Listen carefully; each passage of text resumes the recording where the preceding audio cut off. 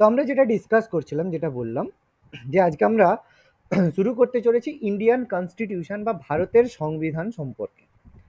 তো এই যে সংবিধান বা কনস্টিটিউশন, এটা অনেকেই এটা সম্পর্কে জানো, আবার অনেকে এটা সম্পর্কে জানো না। তার কারণ কি? এই যে কনস্টিটিউশন চ্যাপ্টার বা সংবিধান চ্যাপ্টারটা, এটা কিন্তু আমাদের 9-10-এ বা 11-9-10-এ কিন্তু ছিল না। এই কারণে যখন আমরা সায়েন্স বা আমরা আর্টস ভাগ করে নিয়েছিলাম, তো তার মধ্যে যারা যারা পলিটিক্যাল সায়েন্স, যেটাকে রাষ্ট্রবিজ্ঞান বলা হয়, সেই সাবজেক্ট যাদের ছিল তারা একমাত্র কনস্টিটিউশন বা ভারতের সংবিধান সম্পর্কে জানো। বাকি অনেকেই রয়েছে যারা কিন্তু কনস্টিটিউশন বা সংবিধান সম্পর্কে জানো না। ওকে, তো প্রপার কোনো আইডিয়া অনেকেরই নেই। সেই কারণে এটা অনেকের কাছে একটু নতুন জিনিস হতে পারে। সেই কারণে প্রত্যেককে বলবো একটু অ্যাটেনশন দিয়ে ভালোভাবে বুঝে করবে। তো যেটা বলছিলাম যে আমাদের কিন্তু পলিটিক্যাল সায়েন্স পড়তে হচ্ছে না, আমাদের পড়তে হচ্ছে পলিটিক্যাল সায়েন্সের মধ্যে একটা অংশ, যেটা কনস্টিটিউশন, যেটাকে আমরা বলি ভারতের সংবিধান। তো এই সংবিধান সম্পর্কে আমাদের বিভিন্ন তথ্য জানতে হবে, যে এই সংবিধান কবে রচিত হয়েছিল, কবে কার্যকরী করা হয়েছিল, এই সংবিধান রচনার পেছনে কার ভূমিকা রয়েছে, কাকে আমরা ফাদার অফ কনস্টিটিউশন বলি। এই ইনফরমেশনগুলো আমরা কম বেশি যে কোনো জায়গা থেকে ঘাঁটলে ইনফরমেশনগুলো আমরা পেয়ে যেতে পারি। কিন্তু কনস্টিটিউশন বা সংবিধান থেকে এত সহজে কিন্তু কোশ্চেন আমাদের আসবে না। কারণ এখানে আমাদের জানতে হবে যে সংবিধানের মধ্যে যে বিভিন্ন রাষ্ট্রপতি, প্রধানমন্ত্রী, তাদের কি কি ক্ষমতা রয়েছে, সেগুলো সম্পর্কে আমাদের জানতে হবে। এই জন্য সংবিধানটা আমাদের কাছে একটা নতুন সাবজেক্ট, যেটা আমাদের একটু বুঝতে হবে। তো প্রত্যেকে নোট ডাউন করবে যে সংবিধান হয় আমাদের দু ধরনের। একটা হয় আমাদের লিখিত সংবিধান, যেটাকে আমরা বলবো রিটেন কনস্টিটিউশন। আরেকটা হয় আমাদের অলিখিত সংবিধান। আরেকটা হয় আমাদের অলিখিত সংবিধান, যেটাকে আমরা বলবো আনরিটেন কনস্টিটিউশন। মানেটা আমরা ভাগটা দেখেই বুঝতে পারছি যে রিটেন আনরিটেন বলতে কি বলা হচ্ছে। রিটেন কথার অর্থ যেখানে আমাদের যে সংবিধানের বিভিন্ন ধারা উপধারা যেগুলো হবে, সেগুলো লিখিত অবস্থায় থাকবে। আর যেটা আনরিটেন কনস্টিটিউশন হবে, সেখানে এইভাবে কোনো লিখিত থাকবে না। কনস্টিটিউশন থাকবে কিন্তু সেটা লিখিত হবে না। তো লিখিত সংবিধান বলতে আমরা যে কনস্টিটিউশন, যেটা আমাদের ইন্ডিয়ান কনস্টিটিউশন, এক্সাম্পল যদি আমি বলি, সেটা আমাদের ইন্ডিয়া বা ভারতের constitution, American constitution, US constitution, Canada constitution, প্রায় সমস্ত দেশের কনস্টিটিউশনই রিটেন হয়। আনরিটেন কনস্টিটিউশন সেটা কোন দেশে দেখা যায়? সেটা জেনারেলি দেখা যায় ব্রিটেনে। ব্রিটেন মানে যেটা আমাদের ইংল্যান্ড বলে থাকি, তো ব্রিটেনে থাকে, যেটাকে আমরা ইউকে বলে থাকি, ইউনাইটেড কিংডম বলে থাকি। এখানে অলিখিত সংবিধান দেখা গিয়ে থাকে। তো প্রপারলি বুঝতেই পারছি রিটেন আনরিটেন কি। এখানে হবে সমস্ত ধারা বা সমস্ত যেসব ক্লজ থাকবে সেগুলো লিখিত হবে, এখানে অলিখিত কনস্টিটিউশন আমাদের হবে। অলিখিত হবে, তাহলে এখানের কনস্টিটিউশন বা ধারাগুলো কার ওপর ভিত্তি হবে? এটা ব্রিটেনের কি হবে, সেই ব্রিটেনের বিভিন্ন কিছু যে আমরা বলবো যে প্রচলিত প্রথা, ঠিক আছে, বিভিন্ন যেগুলো ব্রিটেনে প্রচলিত প্রথা চলে আসছে, তার ভিত্তিতে এই কনস্টিটিউশনগুলো হয়ে থাকে। এই জন্য ব্রিটেনের কোনো রিটেন কনস্টিটিউশন নেই, কিন্তু ইন্ডিয়ার, ইউএসএ, কানাডা, অস্ট্রেলিয়া সমস্ত দেশেরই কিন্তু প্রায় রিটেন কনস্টিটিউশন রয়েছে। ওকে, তো এটা আমাদের দু ধরনের কনস্টিটিউশন আমাদের হয়ে থাকে। এবার আমাদের জানতে হবে যে এই যে ভারতের যে সংবিধান, আচ্ছা, যদি বলে সবচেয়ে পৃথিবীর প্রথম সংবিধান, যদি বলা হয় পৃথিবীর প্রথম সংবিধান কোন দেশের ছিল, কেউ বলতে পারবে? পৃথিবীর প্রথম সংবিধান কোন দেশের? America sir. একদম, পৃথিবীর প্রথম সংবিধান ইউএসএ। আমেরিকান কনস্টিটিউশন হচ্ছে সব থেকে প্রথম সংবিধান পৃথিবীর। ওকে, আর আমাদের যদি বলা হয় যে পৃথিবীর সবচেয়ে বৃহৎ ও লিখিত সংবিধান, বৃহৎ সংবিধান, ভারতীয় সংবিধান স্যার। ভারত। বৃহৎ এবং লিখিত সংবিধান রয়েছে ইন্ডিয়ান কনস্টিটিউশন। ভারতের কনস্টিটিউশন পৃথিবীর মধ্যে সবচেয়ে বৃহৎ, বড় এবং লিখিত বা রিটেন কনস্টিটিউশনের মধ্যে পড়ে। এবার আমরা আজকে আলোচনা করব এই যে সংবিধানগুলো রয়েছে, এগুলোর হিস্টোরিক্যাল ব্যাকগ্রাউন্ড সম্পর্কে, মানে যেটা আমরা বলবো ঐতিহাসিক পটভূমি। ঐতিহাসিক পটভূমি বলতে আমরা বলবো যে ভারতে কিভাবে বিভিন্ন আইনের মাধ্যমে ভারতের সংবিধান তৈরি করা হয়েছিল, সেটা সম্পর্কে আমাদের জানতে হবে। এটা আমাদের বলা হচ্ছে যে হিস্টোরিক্যাল ব্যাকগ্রাউন্ড, যেটাকে আমরা বলবো সংবিধানের ঐতিহাসিক পটভূমি, হিস্টোরিক্যাল ব্যাকগ্রাউন্ড। ওকে, তো এটা সম্পর্কে হিস্টোরিক্যাল ব্যাকগ্রাউন্ড পড়তে গেলে প্রথমেই আমাদের জানতে হবে যে এই যে সংবিধান রচনার, ভারতের যে সংবিধান বা কনস্টিটিউশন রচনার দাবি প্রথম কে তুলেছিল। ভারতের কনস্টিটিউশন রচনার, বলো, গণপরিষদ। না, সংবিধান রচনার দাবি প্রথম করেছিল নান আদার দেন আমাদের এম কে গান্ধী, মহাত্মা গান্ধী। ঠিক আছে, মহাত্মা গান্ধী, গান্ধীজি প্রথম সংবিধান রচনার দাবি করেছিল কত খ্রিস্টাব্দে? 1922, 1922 খ্রিস্টাব্দে। ওকে, যদি বলা হয় অ্যাজ এ পার্টি সংবিধান রচনার দাবি প্রথম অ্যাজ পার্টি, কোন পার্টি প্রথম? আচ্ছা, কারা আছে একটু মিউট করবে, অ্যান্সার বলার সময় শুধু আনমিউট করবে, না হলে তোমাদেরই মানে এর জন্য বাকিদেরও ডিস্টার্ব হবে। তো অ্যাজ এ পার্টি, কনস্টিটিউশন রচনার অ্যাজ এ পার্টি হিসাবে প্রথম কোন দল সংবিধান রচনার দাবি তুলেছিল? মনে রাখবে, স্বরাজ্য দল। স্বরাজ্য পার্টি। আচ্ছা, এই স্বরাজ্য পার্টি এটা কে ফাউন্ডেশন করেছিল? তৈরি হয়েছিল 1923-তে। বলো, দেশবন্ধু চিত্তরঞ্জন দাস। আচ্ছা, চিত্তরঞ্জন দাস, দেশবন্ধু চিত্তরঞ্জন দাস, এবং তার সম্পাদক ছিল কে? সম্পাদক মানে তার সাথে হেল্প করেছিল তাকে মতিলাল নেহরু। Motilal Nehru, very good, Motilal Nehru. তো এদের দুজনের যুগলবন্দিতে আমাদের স্বরাজ্য পার্টি প্রথমবার অ্যাজ এ পার্টি হিসেবে সংবিধান রচনার দাবি তুলেছিল। এবার সংবিধান রচনার জন্য প্রথম গণপরিষদের দাবি কে তুলেছিল? যে সংবিধান রচনা করা হবে এর জন্য একটা গণপরিষদ তৈরি করা হবে, মানে যেটাকে আমরা ইংলিশে বলবো কনস্টিটিউয়েন্ট অ্যাসেম্বলি, এর দাবি কে তুলেছিল? এম এন রায়। এম এন রয়, যেটাকে আমরা বলবো মানবেন্দ্রনাথ রয়। প্রথম দাবি তুলেছিল কে? মানবেন্দ্রনাথ রয়, এম এন রয়, মানবেন্দ্রনাথ রয়।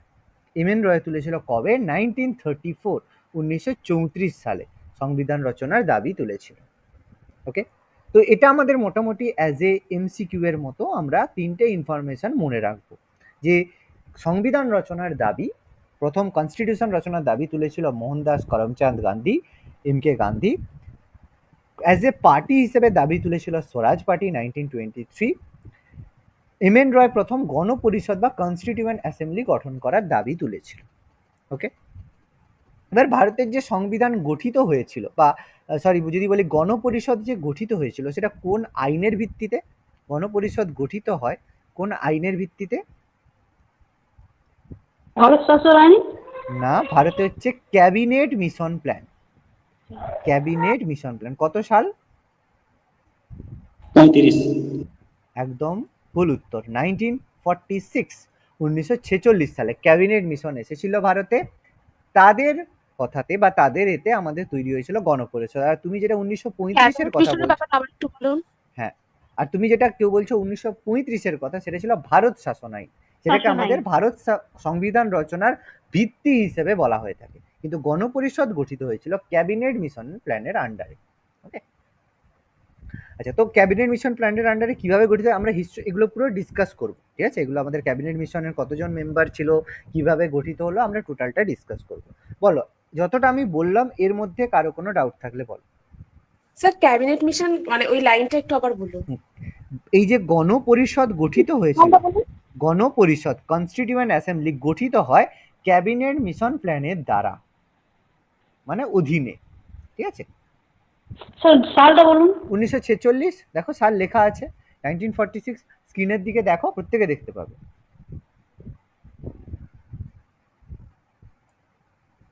ডান প্রত্যেকের? বলো, একটু ফার্স্ট হ্যাঁ, লিখবে স্যার। প্রত্যেকে, একটু প্রত্যেকেই বলছি একটু ফার্স্ট লিখবে। আমি যখন যেটা লিখছি সঙ্গে সঙ্গে নোট ডাউন করে নেবে। ওকে, আচ্ছা, চেঞ্জ করছি তাহলে পরের পেজে। এবার দেখো কিছু সাল, কিছু ইয়ার যেগুলো আমাদের সংবিধান রচনা গঠনের আগে হয়েছিল, এগুলো আমরা হিস্ট্রিতে পড়েছি এবং আমরা সেগুলো একটু ঝালাই করে নেব। যদি বলি প্রথম, ওকে, প্রথম ভারতে এসেছিল কোন বিদেশিরা?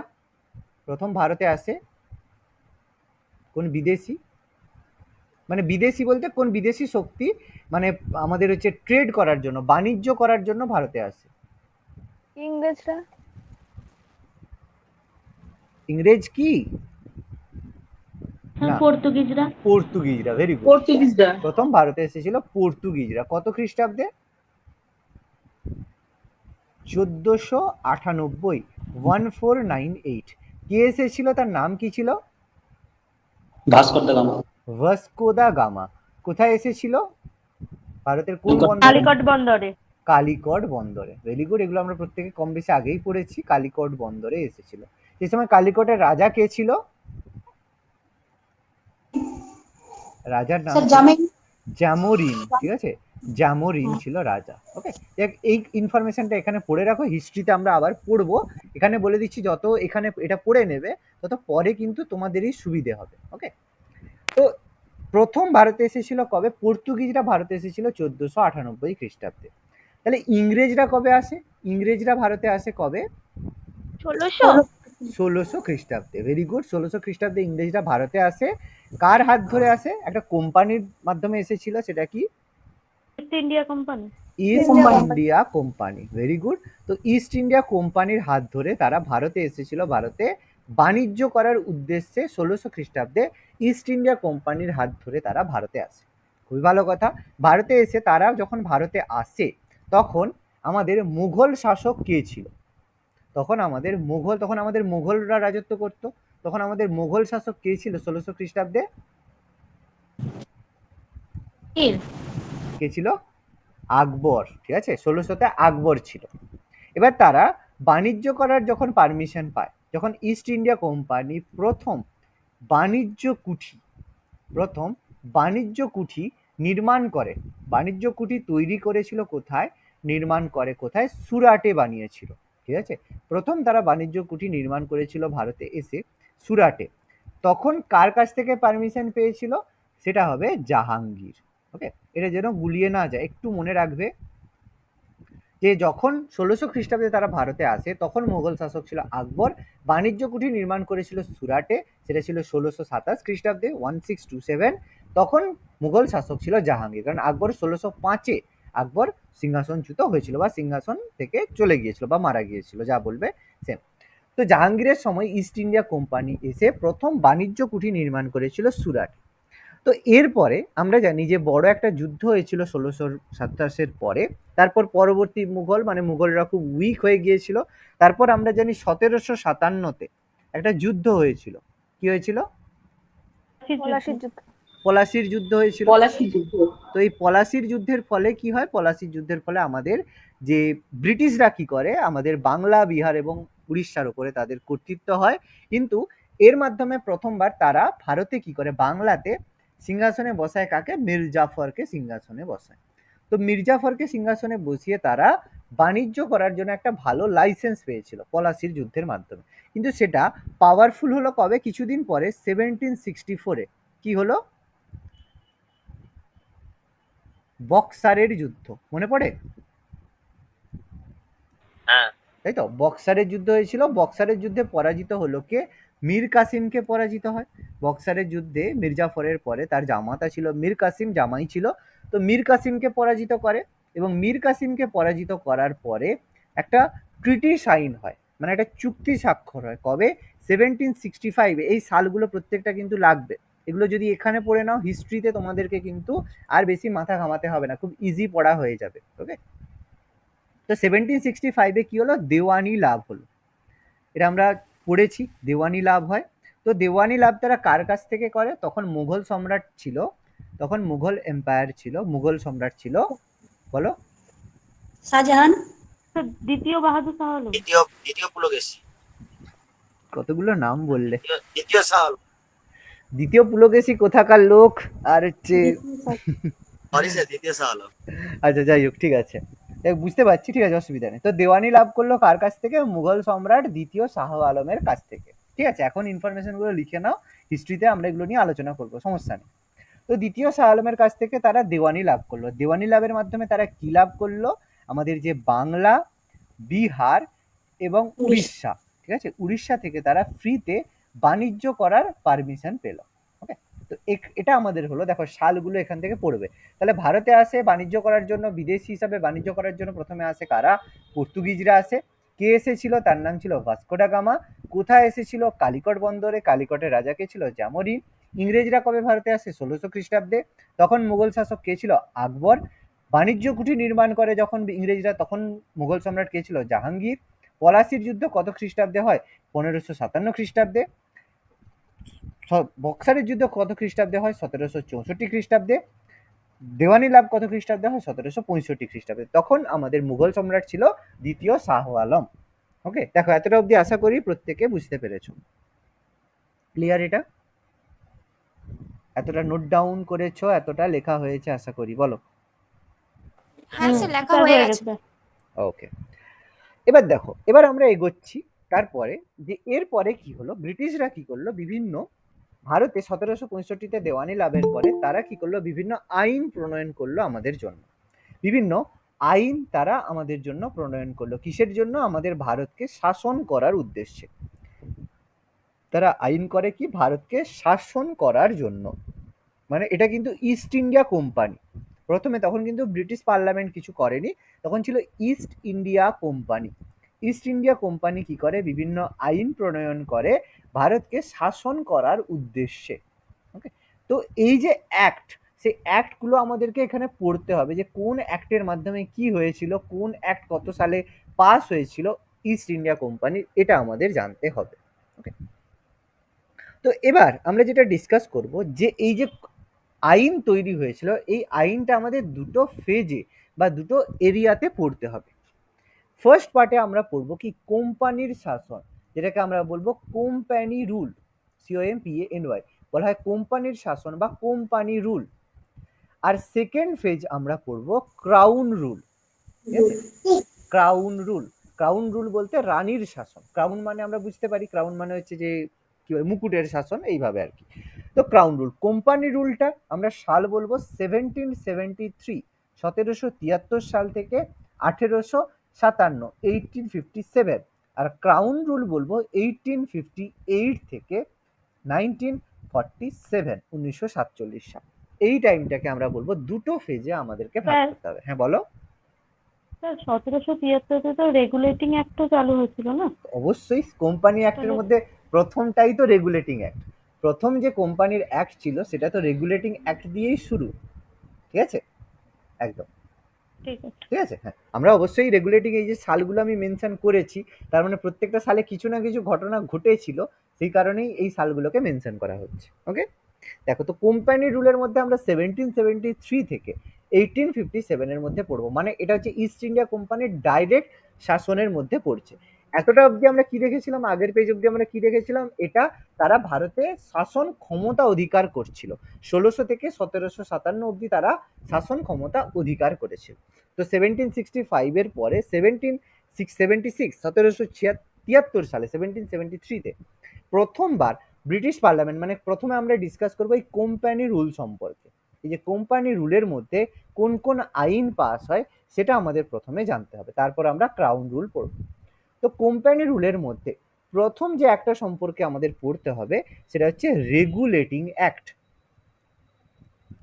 রেগুলেটিং অ্যাক্ট, রেগুলেটিং, বাংলাতেও লিখে রাখবে, রেগুলেটিং অ্যাক্ট। ঠিক আছে, রেগুলেটিং অ্যাক্ট। তো এই রেগুলেটিং অ্যাক্টটা পাস করা হয় কবে? 1773, 1773 খ্রিস্টাব্দে পাস করা হয় কি? রেগুলেটিং অ্যাক্ট পাস করা। এটা ছিল ইস্ট ইন্ডিয়া কোম্পানির প্রথম আইন, যেটা তারা ভারতীয়দের উপর চাপিয়েছিল বা ভারতীয়দের উপর কার্যকরী করেছিল। প্রথম অ্যাক্ট এটা হচ্ছে রেগুলেটিং অ্যাক্ট। এই অ্যাক্টের মাধ্যমে কি হয়? এই অ্যাক্টের মাধ্যমে বলা হয় যে ইস্ট ইন্ডিয়া কোম্পানি, এই যে east India company, British east India company, তারা কি পায়? একচেটিয়া বাণিজ্য করার অধিকার পায়। একচেটিয়া বাণিজ্য, একচেটিয়া মানে যেটাকে আমরা বলবো মনোপলি।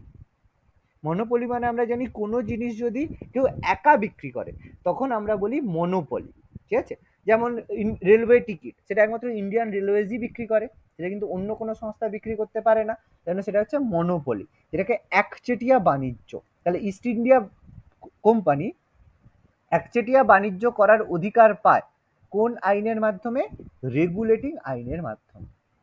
ওকে, খুব ইম্পর্টেন্ট ইনফরমেশন, নোট ডাউন করবে। ফার্স্ট ইনফরমেশন এটা আমাদের। সেকেন্ড ইনফরমেশন, এখানে কি হয়, এর সাথে তৈরি করা হয় এই আইনের মাধ্যমে আমাদের একটা প্রমোশন দেওয়া হয়। কি করা হয়? যে বাংলার গভর্নরকে প্রমোট করা হয়, মানে পদোন্নতি করা হয় কিসে? ভারতের গভর্নরে। বাংলার গভর্নরকে প্রমোট করা হয়, সরি একটু ভুল বললাম, বাংলার গভর্নরকে প্রমোট করা হয় বাংলার গভর্নর জেনারেলে। বাংলার গভর্নর জেনারেলে প্রমোট করা হয়। তাহলে বাংলা কোন আইনের মাধ্যমে বাংলার গভর্নরকে বাংলার গভর্নর জেনারেলে পরিণত করা হয়? দ্যাট ইজ রেগুলেটিং অ্যাক্টের মাধ্যমে। সেই ব্যক্তিটা কে ছিল? কোন ব্যক্তিকে করা হয়? তার নাম ছিল ওয়ারেন হেস্টিংস। ওকে, তার নাম ছিল ওয়ারেন হেস্টিংস। এছাড়া কি হয় এর মাধ্যমে, এর সাথে সাথে কি করা হয়? প্রথমবার ভারতে কি হয়? তৈরি করা হয় সুপ্রিম কোর্ট। প্রথমে ভারতে তৈরি হয় করা হয় কি? Supreme court. তাহলে সুপ্রিম কোর্ট কোন আইনের মাধ্যমে তৈরি করা হয়েছিল? রেগুলেটিং অ্যাক্টের মাধ্যমে গঠিত হয় সুপ্রিম কোর্ট। কত সালে? 1774। পরের বছরই রেগুলেটিং অ্যাক্টের আন্ডারে প্রথম সুপ্রিম কোর্ট গঠিত হয়।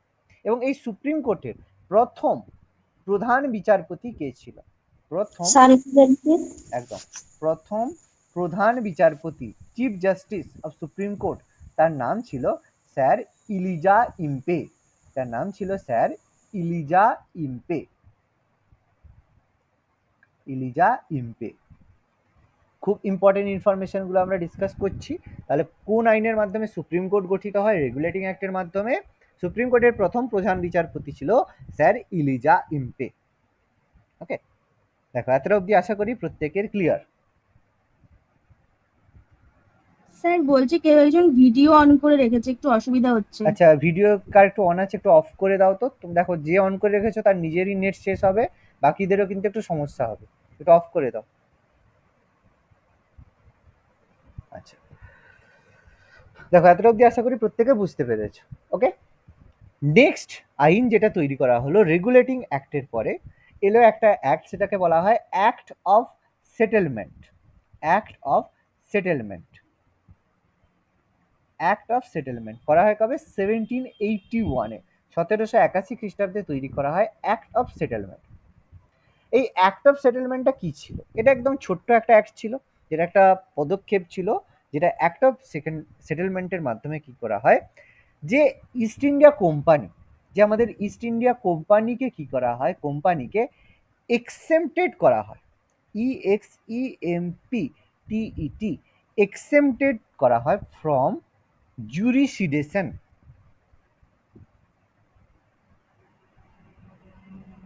এবার আমাকে বলো তো এক্সেম্পটেড মানে কি? ইংলিশ তো পড়েছো। এক্সেম্পটেড ফ্রম মানে কি বলো? এক্সেম্পটেড ফ্রম মানে কি? কেউ ইংলিশ নেই? কারো ইংলিশ ছিল না সাবজেক্ট? এক্সেম্পটেড মানে হচ্ছে অব্যাহতি দেওয়া। ঠিক আছে, অব্যাহতি দেওয়া। কোথা থেকে? জুরিসডিকশন। জুরিসডিকশন মানে কি? বিচার বিভাগ থেকে। বিচার বিভাগ থেকে মানে কি? কথাটার অর্থ হচ্ছে এই অ্যাক্টের মাধ্যমে কি করা হয়? যে আমাদের ইস্ট ইন্ডিয়া কোম্পানি যে কর্মচারীরা রয়েছে, ঠিক আছে, কর্মচারীরা রয়েছে, তারা যদি কোনো ভুল করে বা তারা যদি কোনো কাজ করে থাকে বা অফিসিয়াল মানে পোস্টে থাকা অবস্থায় ইস্ট ইন্ডিয়া কোম্পানির হয়ে কাজ করার সময় তারা যদি কোনো ভুল করা থাকে, তার বিচার এই সুপ্রিম কোর্ট করবে না। তার মানে তাদেরকে কি করা হলো? ইস্ট ইন্ডিয়া কোম্পানিকে বিচার বিভাগ থেকে অব্যাহতি দেওয়া হলো। তার মানে তারা যা খুশি করতে পারে, তার বিচার ভারতের সুপ্রিম কোর্ট করতে পারবে না। যেটা ব্রিটিশ পার্লামেন্ট দেখবে, কিন্তু ভারতের যে সুপ্রিম কোর্ট তৈরি করা হয়েছে সেই সুপ্রিম কোর্ট কিন্তু করতে পারবে না। সেটা কোন অ্যাক্টের মাধ্যমে করা হয়? অ্যাক্ট অফ সেটেলমেন্টের মাধ্যমে। দেখো প্রত্যেকে বুঝতে পারছি। স্যার আরেকবার একটু ওটা বলুন না। এর মাধ্যমে কি করা হয়? ইস্ট ইন্ডিয়া কোম্পানিকে বিচার বিভাগ থেকে অব্যাহতি দেওয়া হয়। অর্থাৎ কোম্পানি যদি কোনো কর্মকাণ্ড করে থাকে ভারতে এসে কোম্পানির যদি কোনো কর্মচারী যে কাজ করবে তার জন্য সে কোর্টের কাছে দায়বদ্ধ নয়। তার মানে তারা সুপ্রিম কোর্টের কাছে দায়বদ্ধ নয়, বা তার জন্য তার কোনো শাস্তি সুপ্রিম কোর্ট দিতে পারবে না। ওকে, ঠিক আছে। দেখাতে অব্দি প্রত্যেকের ক্লিয়ার? তাহলে পেজ চেঞ্জ করব। হ্যাঁ স্যার। ওকে, নেক্সট দেখো 3 নাম্বার অ্যাক্ট যেটা আমাদের খুবই ইম্পর্টেন্ট তৈরি করা হয়েছিল, সেটা হচ্ছে পিটের ভারত শাসন আইন, যেটাকে বলা হয় পিটস ইন্ডিয়া অ্যাক্ট। পিটের ভারত শাসন আইন, এটা কবে পাস করা হয়? 1784। 1784-তে পিটস ইন্ডিয়া অ্যাক্ট পাস করা হয় 1784, 1784-তে। তো এই পিটস ইন্ডিয়া অ্যাক্টের মাধ্যমে কি করা হয়, তখন আমাদের ব্রিটেনের প্রধানমন্ত্রী ছিল উইলিয়াম পিট। তিনি কি করেছিলেন, যে পিটের ভারত শাসন আইন পাস করে। তো এই পিটের ভারত শাসন আইনের মাধ্যমে বলা হয় কি, যে কোম্পানি মানে ইস্ট ইন্ডিয়া কোম্পানি ভারতে, কোম্পানি ভারতে যে ভূখণ্ড অধিকার করবে, ভূখণ্ড অধিকার করবে, তা ব্রিটিশ সরকারের সম্পত্তি হবে, তা ব্রিটিশ সরকারের সম্পত্তি হবে।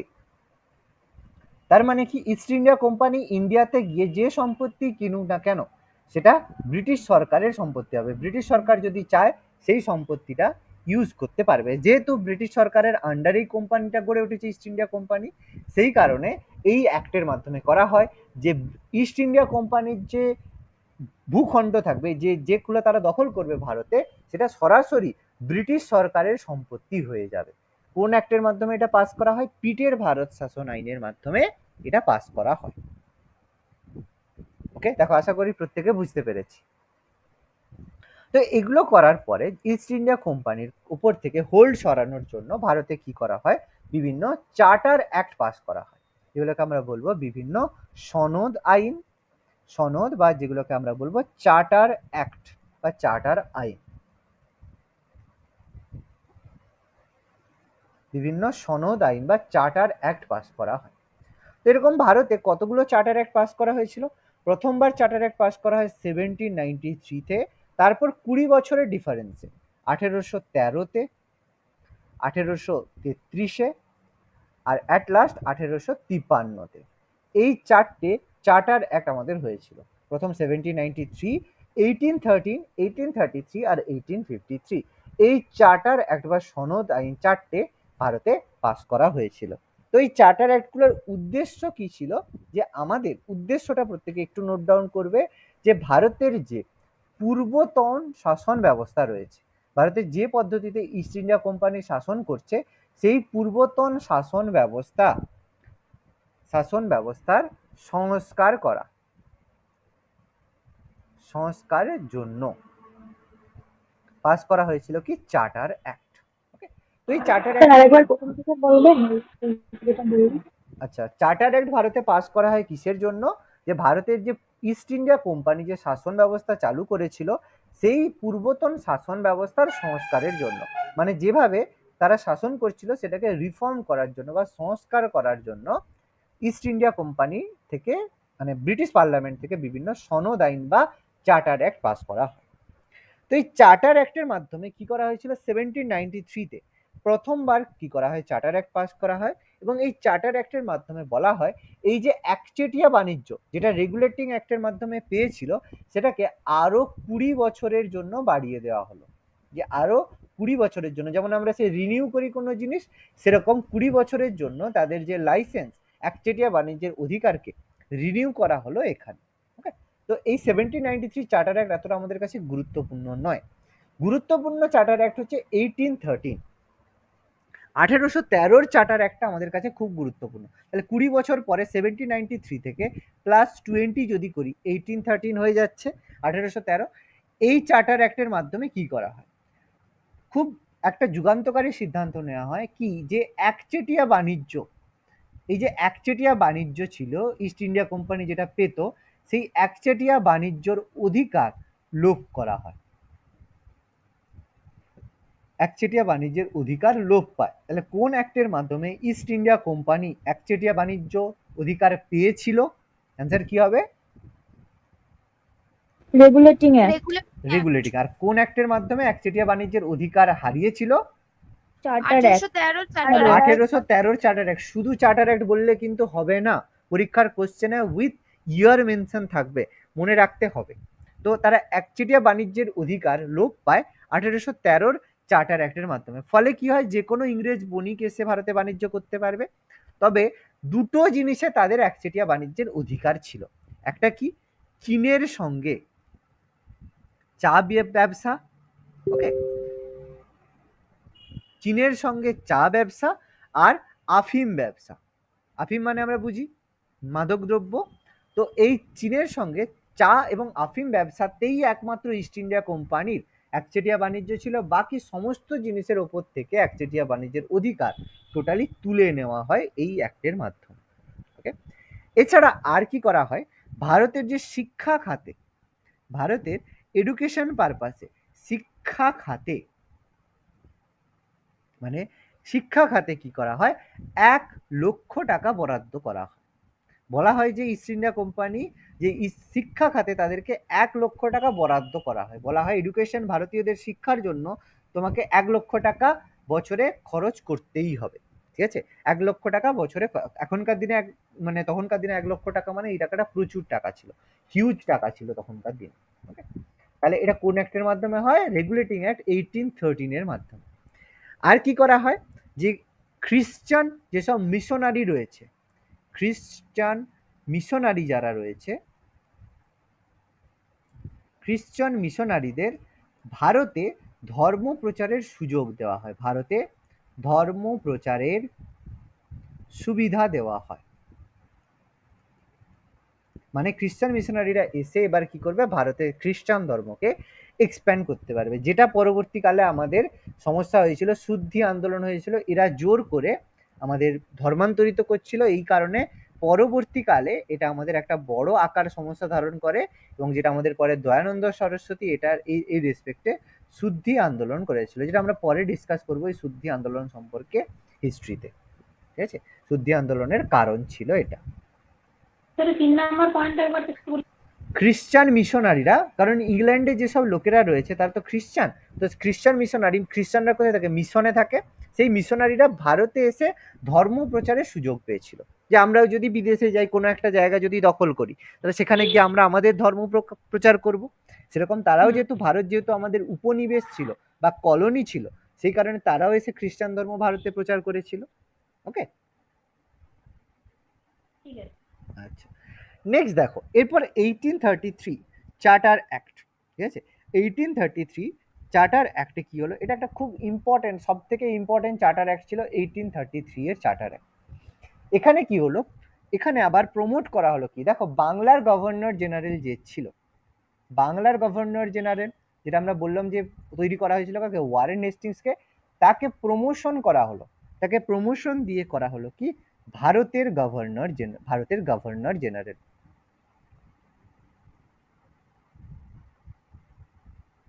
এর আগে আমি বলেছিলাম, দেখো বাংলার গভর্নর জেনারেল করা হয় ওয়ারেন হেস্টিংসকে রেগুলেটিং অ্যাক্টের মাধ্যমে, ডিসকাস করেছি। তাহলে এবারে বাংলার গভর্নর জেনারেলকে ভারতের গভর্নর জেনারেল করা হয়। তাহলে কোন অ্যাক্টের মাধ্যমে এটা হবে, আমাদের 1833 সালে চার্টার অ্যাক্টের মাধ্যমে। ব্যক্তিটা কে ছিল, ব্যক্তিটা লর্ড উইলিয়াম বেন্টিং, একদম নান আদার দেন লর্ড উইলিয়াম বেন্টিক। ওকে, আমরা প্রত্যেকেই জানি যে যিনি আমাদের যে সতীদাহ প্রথা রদের সাথে যুক্ত ছিল, লর্ড উইলিয়াম বেন্টিক, রাজা রামমোহন রায় হেল্প করেছিল। যাই হোক, এগুলো আমাদের রয়েছে, পরে আমরা ডিসকাস করবো এগুলো সম্পর্কে। তো যাই হোক, তো লর্ড উইলিয়াম বেন্টিক এই অ্যাক্টের মাধ্যমে কি করা হয়, আমাদের লর্ড উইলিয়াম বেন্টিককে বাংলার গভর্নর থেকে বাংলার গভর্নর জেনারেলে পরিণত করা হয়। এবং এই গভর্নর জেনারেলের যে কাউন্সিল, গভর্নর জেনারেলের কাউন্সিলের যে একজন মেম্বার, কাউন্সিলে একজন আইনি সদস্যকে অ্যাপয়েন্ট করা হয়। এর আগে কোনো আইনি সদস্য ছিল না, এবার একজন আইনি সদস্যকে অ্যাপয়েন্ট করা হয় যে ল বিষয়ক পরামর্শ দেবে, এবং সেই ব্যক্তিটা কে ছিল, তার নাম ছিল লর্ড মেকলে। মেকলের নাম শুনেছি, মেকলের হচ্ছে থিওরি ছিল মেকলে মিনিটস, শুনেছি মেকলে মিনিটস। মেকলে মিনিটস ছিল যেটা আমাদের লোয়ার ফিল্ট্রেশন পদ্ধতিতে শিক্ষার ক্ষেত্রে ইংরেজি ভাষাকে প্রাধান্য দিয়েছিল, যেগুলো আমরা পরে ডিসকাস করবো, সমস্যা নেই, এখানে শুধু ইনফরমেশনগুলোই আমরা করে রাখছি। তো এটা ছিল আমাদের চার্টার অ্যাক্ট 1833। এবার 1853 চার্টার অ্যাক্ট, এটা ছিল শেষ চার্টার অ্যাক্ট। তো এই সময় আমাদের গভর্নর জেনারেল ছিল লর্ড ডালহৌসি। Lord Dalhousie. তো এই লর্ড ডালহৌসি 1853-তে লাস্ট চার্টার অ্যাক্ট যখন পাস হয়েছিল তখন তিনি এটা পাস করেছিলেন, এবং সেখানে কিন্তু আর 20 বছরের কোনো টার্ম দেওয়া হলো না, কোনো 20 বছরের কথা বলা হলো না, বলা হলো এটা বেশি দিনের জন্য, আনলিমিটেড, যতদিন খুশি করা হবে। কিন্তু এই লর্ড ডালহৌসির যে নীতিটা ছিল, জানি আমরা লর্ড ডালহৌসির কি নীতি ছিল ফেমাস? সত্যবিলোপ নীতি। বিলোপ নেই। সত্যবিলোপ নীতি। আমরা এটা প্রত্যেকে পড়েছি। তো এই সত্যবিলোপ নীতির কারণে কি হলো, 1857 যেটা মেন কজ অফ 1857 এর কি ছিল, মহাবিদ্রোহ, তাই তো?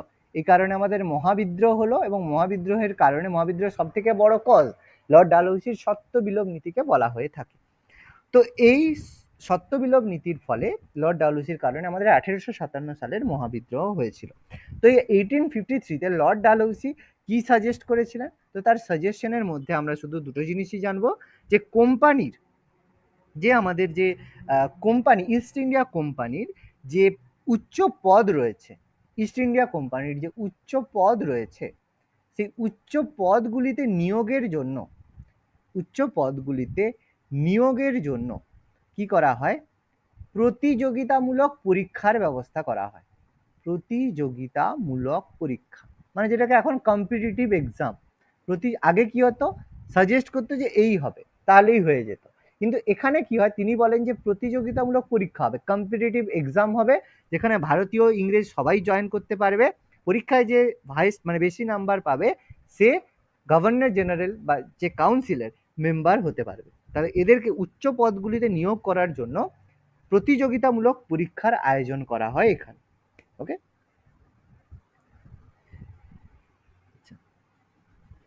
এবং এর রেসপেক্টে আমাদের তৈরি করা হয় ভারতীয় সিভিল সার্ভিস। ঠিক আছে, ভারতীয় সিভিল সার্ভিস তৈরি করা হয়।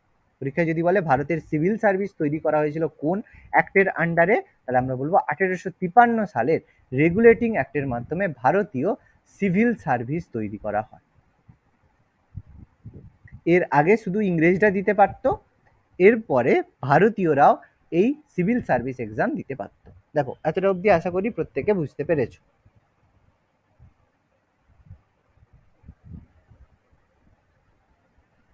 ক্লিয়ার? এতটা প্রত্যেকে নোট ডাউন করেছো?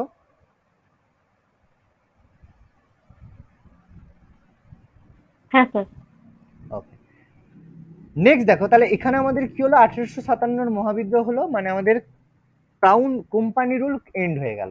তাহলে এবার আমাদের আসবে কি, দ্য ক্রাউন রুল। এবার আমাদের হচ্ছে মহারানীর শাসন ব্যবস্থা বা দ্য ক্রাউন রুল আসবে। তাহলে ক্রাউন রুলের সাল আমরা প্রত্যেকেই জানি, বললাম 1858 থেকে 1947। তো এই ক্রাউন রুলটা আমাদের এরপরে জানতে হবে। তো ক্রাউন রুলের মধ্যে প্রথমেই দেখলাম যে মহাবিদ্রোহে যখন দেখলাম যে ইস্ট ইন্ডিয়া কোম্পানি পরাজিত হলো, তখন ব্রিটিশ পার্লামেন্ট কি করলো, ইস্ট ইন্ডিয়া কোম্পানির হাত থেকে ক্ষমতাটা সরাসরি ব্রিটিশ পার্লামেন্টের আন্ডারে নিয়ে এলো। তাহলে এই জন্য পাস করা হলো কি 1858 সালের ভারত শাসন আইন। খুব ইম্পর্টেন্ট, প্রথমবার ক্রাউন রুলের মধ্যে পাস করা হলো ভারত শাসন আইন। 1858 সালের ভারত শাসন আইন পাস করা হলো, যেটা ক্রাউন রুলের মধ্যে প্রথম অ্যাক্ট ছিল, প্রথম আইন ছিল ক্রাউন রুলের মধ্যে। তো এর আন্ডারে কি করা হলো, যে আমাদের যে ইস্ট ইন্ডিয়া কোম্পানির যে শাসন সেটাকে অবলুপ্ত করা হলো। এটা প্রথম পয়েন্ট হবে, ইস্ট ইন্ডিয়া কোম্পানির শাসন অবলুপ্ত করা হলো। এটা আমি আর লিখছি না, তোমরা আশা করি বুঝতে পারছো এটা। এবার আমি ডিসকাস করব এর আন্ডারে কি করা হলো। এর আন্ডারে করা হলো কি, নাম্বার 1, প্রথম যে গভর্নর জেনারেল যেটা ছিল, ভারতের গভর্নর জেনারেল অফ ইন্ডিয়া যেটা ছিল, তাকে প্রমোট করা হলো, তার পদটাকে প্রমোট করা হলো কিসে, ভাইসরয় অফ ইন্ডিয়া। ভাইসরয় বানিয়ে দেওয়া হলো, viceroy of India post appoint করা হলো। এবং ব্যক্তিটার নাম কি ছিল, ক্যানিং। লর্ড ক্যানিং ছিল প্রথম সেই ব্যক্তি যিনি ভারতের প্রথম ভাইসরয় ছিলেন। ঠিক আছে, গভর্নর জেনারেল অফ ইন্ডিয়া মানে ভারতের শেষ গভর্নর জেনারেল অফ ইন্ডিয়া, আর ভারতের ফার্স্ট ভাইসরয় হচ্ছে লর্ড ক্যানিং। তাহলে ফার্স্ট অফ অল কি হলো, গভর্নর জেনারেল অফ ইন্ডিয়াকে প্রমোট করা হলো ভাইসরয়। এছাড়া আরেকজন বিখ্যাত একটা পোস্ট তৈরি করা হলো, একটা বিখ্যাত পোস্ট তৈরি করা হলো এই অ্যাক্টের মাধ্যমে, সেটা হচ্ছে secretary of state, secretary of state তৈরি করা হলো, যেটাকে আমরা বলবো ভারত সচিব। ভারত সচিব একটা পোস্ট তৈরি করা হলো।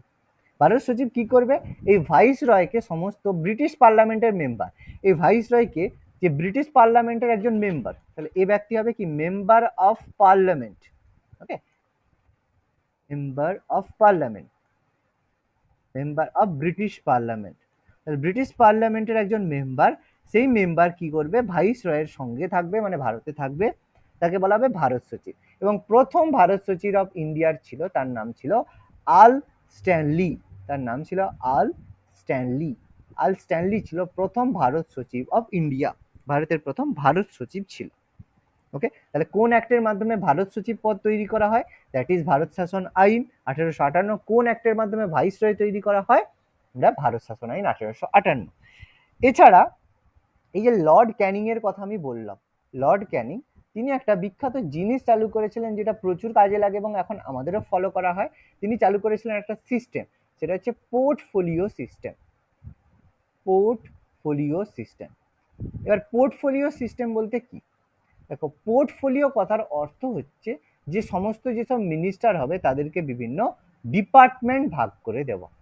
যে আমাদের দেখবে, এখন দেখবে যে যখন ভোটে জিতে লোকসভা বা রাজ্যসভা, লোকসভার যখন ভোট হয় বা বিধানসভার যখন ভোট হয়, ভোটের পরে কি হয়, প্রত্যেককে একটা একটা মিনিস্ট্রি দেওয়া হয়। কেউ ফাইন্যান্স অর্থমন্ত্রী হয়, কেউ শিক্ষামন্ত্রী হয়। তাহলে প্রত্যেক মানে মন্ত্রীর কাছে একটা মিনিস্টার বা ডিপার্টমেন্ট থাকে, সেইটাকে বলে পোর্টফোলিও। তার মানে লর্ড ক্যানিং কি করলো, প্রথমবার এই অ্যাক্টের মাধ্যমে কি করলো, পোর্টফোলিও সিস্টেম, মানে অর্থমন্ত্রী আলাদা করে দিলেন, শিক্ষামন্ত্রী, এইভাবে আলাদা আলাদা মিনিস্টারকে তিনি দিয়ে দিলেন। তাহলে প্রথমবার পোর্টফোলিও সিস্টেম শুরু করেছিল কে, লর্ড ক্যানিং। কোন অ্যাক্টের মাধ্যমে, আমাদের ভারত শাসন আইনের মাধ্যমে। যদি বলা হয় কত সাল, 1859, ঠিক আছে, 1859 সালে লর্ড ক্যানিং পোর্টফোলিও সিস্টেম চালু করেছিল।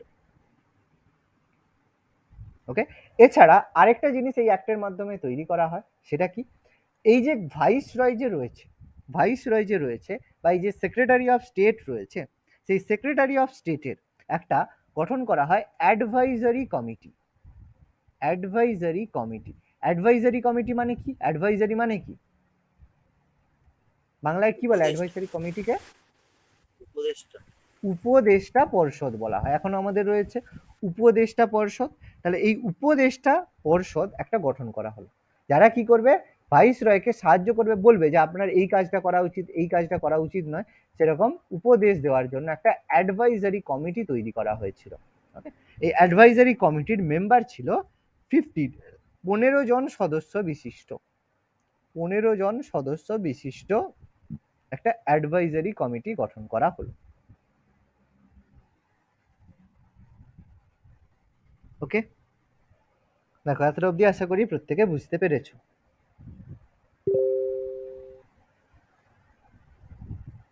ক্লিয়ার প্রত্যেকের এটা?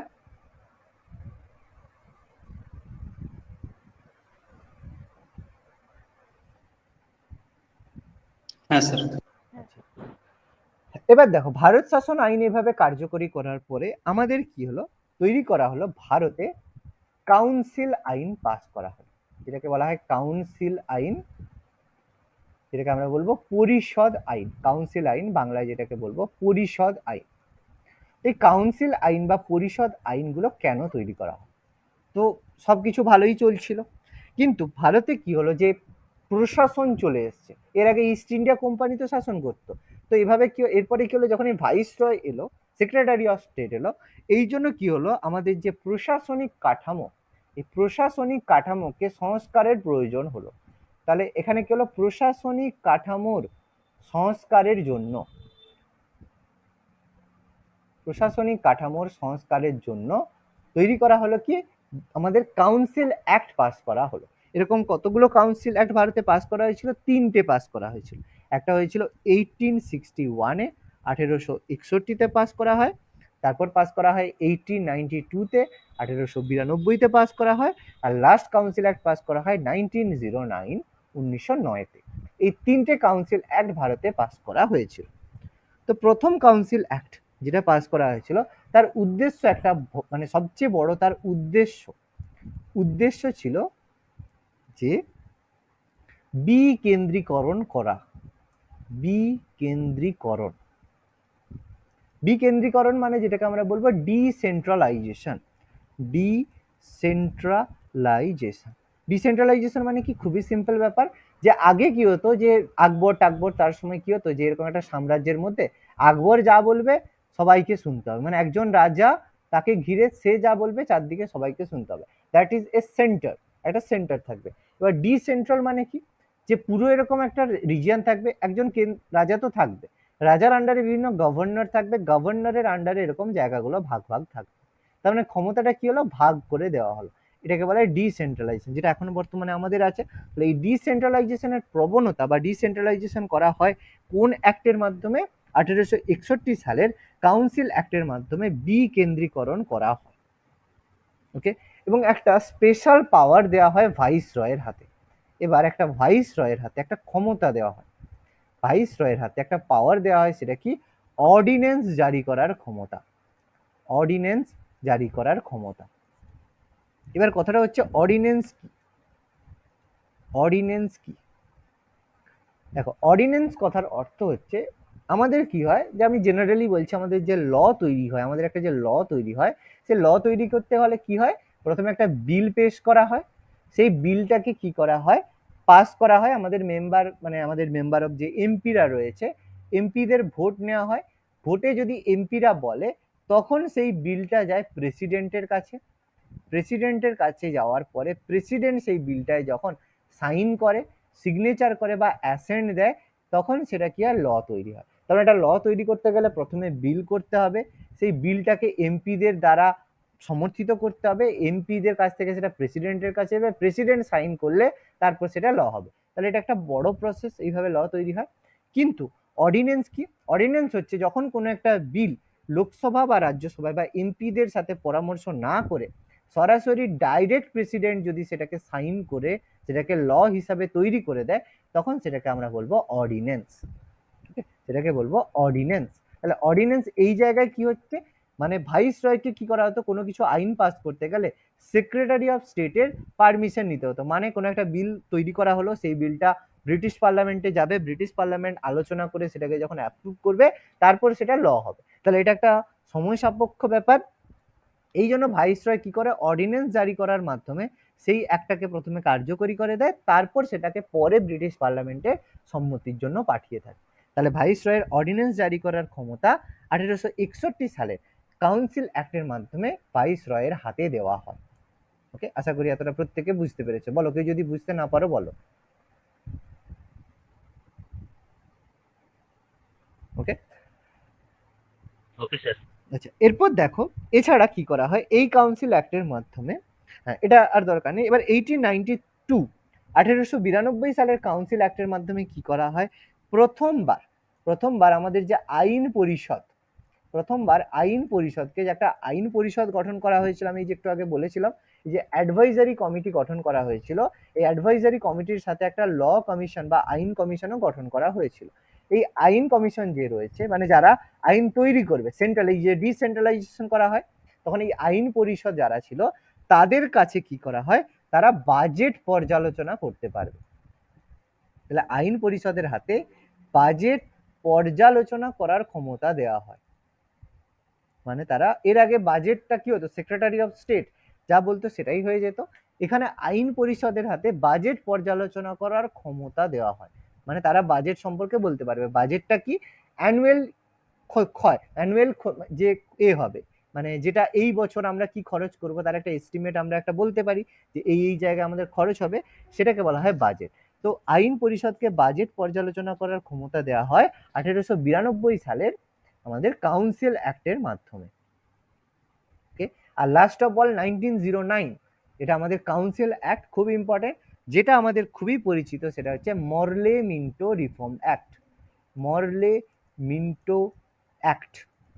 মরলে মিন্টো কেন বলা হয়, কারণ আমাদের তখন ভাইস রয়ের নাম ছিল লর্ড মিন্টো, আর তখন মরলে ছিল আমাদের secretary of state. Secretary of state মানে ভারত সচিব ছিল, তাদের মিলিতভাবে তৈরি হয়েছিল এই আমাদের মরলে মিন্টো অ্যাক্ট, যেটা 1909 সালের মরলে মিন্টো অ্যাক্ট বা পরিষদ আইন নামে পরিচিত। এখানে কি করা হয়, এখানে দেখো দুটো জিনিস করা হয়, প্রথমবার যে নির্বাচন ব্যবস্থা করা হয় এবং সেটা ছিল প্রত্যক্ষ নির্বাচন। মানে এর আগে কি হতো, নমিনেট করে মেম্বারদেরকে ইলেক্ট করা হতো কে কে মেম্বার হবে। এখানে কি হলো, প্রত্যক্ষভাবে নির্বাচনের মাধ্যমে, ডাইরেক্ট ইলেকশনের মাধ্যমে মেম্বারদেরকে তৈরি করা। এই যে আইন পরিষদের যে মেম্বার, তাদেরকে থ্রু ডাইরেক্ট ইলেকশনের মাধ্যমে করা হবে। ওকে, এবং আরেকটা জিনিস করা হয়, সেটা হচ্ছে সাম্প্রদায়িক নির্বাচন। মানে হিন্দুদের জন্য আলাদা নির্বাচন, মুসলিমদের জন্য আলাদা নির্বাচন, সেটা হচ্ছে সাম্প্রদায়িক নির্বাচন বলা হয় প্রথমবার এই 1909-এর কাউন্সিল অ্যাক্টের মাধ্যমে। ওকে, এই জন্য আমরা লর্ড মিন্টোকে, যেহেতু এর প্রোফাউন্ডার বা এটাকে বলেছিল লর্ড মিন্টো, এই জন্য লর্ড মিন্টোকে আমরা বলে থাকি ভারতে সাম্প্রদায়িক নির্বাচনবাদের জনক। লর্ড মিন্টোকে আমরা বলি সাম্প্রদায়িক নির্বাচনবাদের জনক। লর্ড মিন্টোকে আমরা বলি সাম্প্রদায়িক নির্বাচনবাদের জনক। ওকে, আর লাস্ট অফ অল এর মাধ্যমে কি করা হয়, এই যে আইন পরিষদে প্রথমবার কোনো ভারতীয় ভাইসরয়, যে ভাইসরয়ের, এখান থেকে একটু নোট ডাউন করবে, প্রথমবার কি করা হয়, এটা 1909-এ কিন্তু, ঠিক আছে, 1909-এর মধ্যে প্রথমবার কি হয়, ভাইসরয়ের কার্যনির্বাহী কমিটিতে, ভাইসরয়ের কার্যনির্বাহী কমিটি মানে ভাইসরয়কে যে বিভিন্ন কাজে সাহায্য করবে, ভাইসরয়ের কার্যনির্বাহী কমিটিতে প্রথমবার কোনো ভারতীয় সদস্যদের অ্যাপয়েন্ট করার সুযোগ দেওয়া হয়। প্রথম কোনো ভারতীয় সদস্যদের সুযোগ দেওয়া হয়, যুক্ত হওয়ার সুযোগ দেওয়া হয়। এবং প্রথম ভারতীয় সদস্য যিনি ভাইসরয়ের কার্যনির্বাহী কমিটির সঙ্গে যুক্ত হয়েছিলেন, প্রথম ভারতীয় সদস্য, তার নাম ছিল লর্ড সত্যেন্দ্র প্রসাদ সিনহা। সত্যেন্দ্র প্রসাদ সিনহা বা সিনহা বলবে, তাই ঠিক, লর্ড সত্যেন্দ্র প্রসাদ সিনহা। দেখো, আশা করি এতটা অবধি প্রত্যেকে বুঝতে পেরেছো। কারো যদি কোনো কোয়ারি থাকে বলো। ভাইসরয়ের কার্যনির্বাহী বাহিনী, কার্যনির্বাহী না, কমিটি কমিটি। হ্যাঁ, কমিটি, তারপরে ওটা কি লিখেছেন, ভারতীয় সদস্য, প্রথম ভারতীয় সদস্য যুক্ত হয়। মানে এর আগে কোনো ভারতীয় সদস্য ভাইসরয়ের কার্যনির্বাহী কমিটিতে যুক্ত হতে পারতো না, ঠিক আছে। প্রথম ভারতীয় সদস্যই কি লর্ড সত্যেন্দ্র প্রসাদ সিনহা, একদম। এরপরে আরো অনেকে যুক্ত হয়েছিল, আমাদের মোহাম্মদ আলী জিন্নাহ যুক্ত হয়েছিল, মদন মোহন মালব্য যুক্ত হয়েছিল, প্রথমবার যুক্ত হয়েছিল লর্ড সত্যেন্দ্র প্রসাদ সিনহা। দেখো, আশা করি প্রত্যেকে এতটা বুঝতে পেরেছো। বলো। আচ্ছা, সদস্য হচ্ছে তখন, এর আগে ছিল 16 জন, এটাকে বাড়িয়ে করা হয়েছিল 60 জন, ঠিক আছে, সাইজ ইনক্রিজড। স্যার আগে 15 জন বলেছিলেন না? হ্যাঁ, এটা এই যে 15 ছিল, এখানে উপদেষ্টা, এটা অ্যাডভাইজারি কমিটিতে 15 জন ছিল, ঠিক আছে, অ্যাডভাইজারি কমিটিতে 15 জন ছিল, এটা তারপরে মাঝে 16 করা হয়েছিল, এটা 1892-তে 16 ছিল, 16 থেকে বাড়িয়ে 60 করা হয়, 60 করা হয়। ওকে,